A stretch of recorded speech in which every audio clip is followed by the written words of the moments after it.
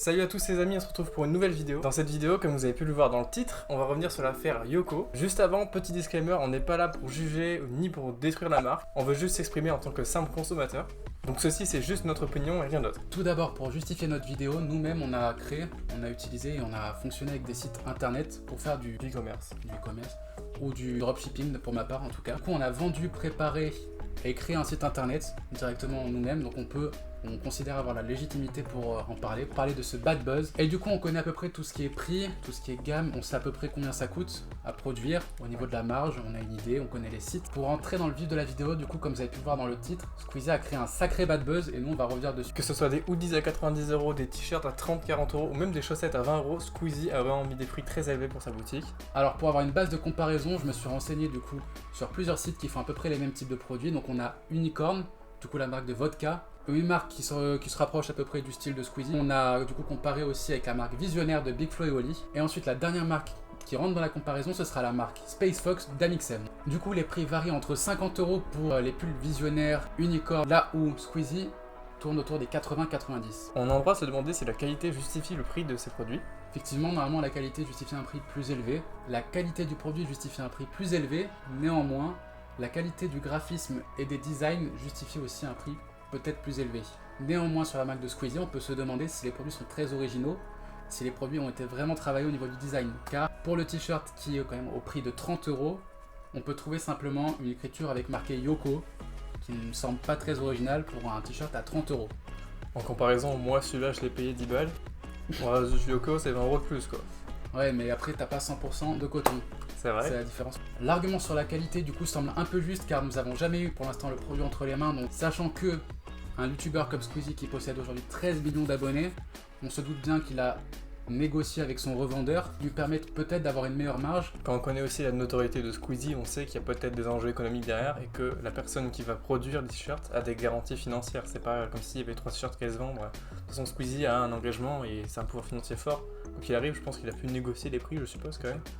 Après qu'il les vende 50, 60, 70, 80, 90, même 150, c'est sûr qu'il aura une clientèle. N'oublions pas que c'est Squeezie, c'est 13 millions de personnes. On a bien compris que lui ne cherchait pas à créer comme tous les youtubeurs une marque rapidement, une marque avec juste son logo un peu comme Thibaut InShape, et qui cherchait plutôt à créer une vraie marque dans le temps, un peu plus comme Vodka avec ses produits Unicorn, où lui cherche carrément à créer tout un univers autour du skate et autour de son univers à lui. Donc parlons un peu du site maintenant. La technologie utilisée c'est Shopify. Donc moi je bosse dans le web, donc j'ai quand même une certaine maîtrise du sujet, donc je peux vous dire que Shopify c'est pas non plus quelque chose de compliqué à développer, c'est quand même quelque chose, enfin on va sur le site Shopify, on nous file on achète carrément un nom de domaine, on achète, voilà, c'est pas non plus du développement dur. Shopify c'est quand même assez limité, c'est pas sur son propre serveur à lui, donc c'est tendu en termes de peut-être de visiteurs, je sais pas si le site a tenu au lancement. Pour vous dire, même moi qui n'y connais rien du tout en internet, pour vous dire, même moi qui n'y connais rien du tout en informatique, en création de site, c'est vraiment pas mon truc, même les montages des fois j'ai du mal. J'ai réussi à créer un site Shopify qui avait quand même fait une vente.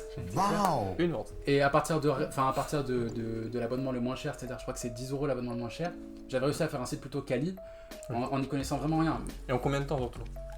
Franchement, en 3-4 jours, c'est à mon niveau, voilà. En 3-4 jours, c'est pas mal. C'était un petit projet, certes, mais Squeezie a mis sur Twitter qu'il avait passé plus d'1 an et demi à développer ce projet, en parallèle bien sûr de YouTube, etc. Donc ça peut se comprendre que ça prenne du temps. Justement, sous Shopify et avec une telle équipe comme il a mis sur Instagram, il a mis un nombre de personnes qui ont aussi ce projet assez incroyable. On est en question de se demander comment le projet peut être aussi long. Est-ce qu'il y a eu des difficultés pour le projet, pour le lancement, pour les produits, des intermédiaires?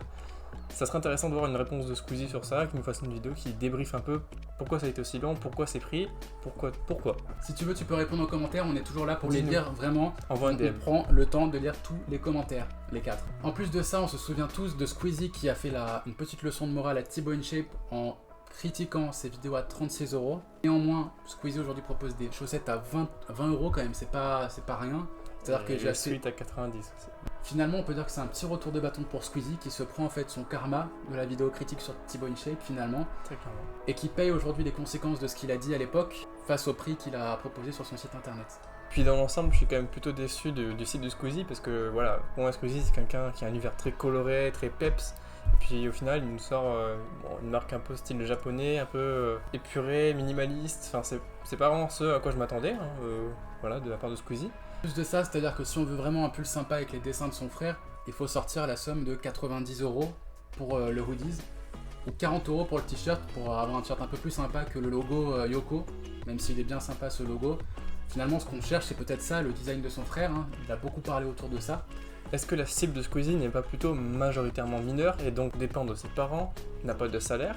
Et donc, est-ce que les prix ne sont pas mal jugés par rapport à la cible? Mais finalement, on peut se demander si le but de Squeezie, ce n'est pas de ne pas lier sa marque avec sa chaîne YouTube, mais vraiment de créer une marque totalement à part, qui ne serait pas liée avec sa chaîne YouTube, hormis pour la publicité qu'il fait avec sa chaîne, mais qui serait vraiment détachée et qui serait vraiment dans l'objectif de devenir une marque à long terme et moins une marque de youtubeur qui peut-être serait amenée à disparaître, ou en tout cas qui tournerait vraiment qu'autour de l'univers du youtubeur, comme peut-être la marque de Thibaut InShape qui vraiment tourne autour des punchlines et autour du personnage de Thibaut InShape, ou la marque Space Fox qui tourne autour de la passion de MXM, ou la marque Visionnaire qui tourne autour de Big Flo et Oli.